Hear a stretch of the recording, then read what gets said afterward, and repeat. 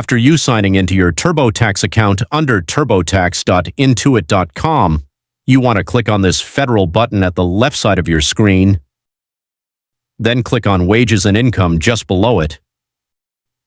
While you hover over your mouse on Wages and Income, you want to choose on Wages and Income Summary, which will take you to this page, and you want to scroll down a bit until you see Investment and Savings section, then click on it.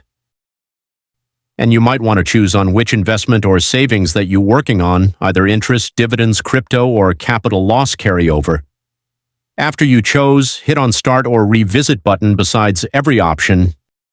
For example, I choose on cryptocurrency, and then you may answer the questions regarding your investment in cryptocurrency. Later on, you may also just connect your investment account like Robinhood to your TurboTax account, so TurboTax may automatically fill in the needed information to filing your taxes. If you still have any question, just comment down below, and I will try my best to guide and help you guys. If you find this video useful, please consider like and subscribe.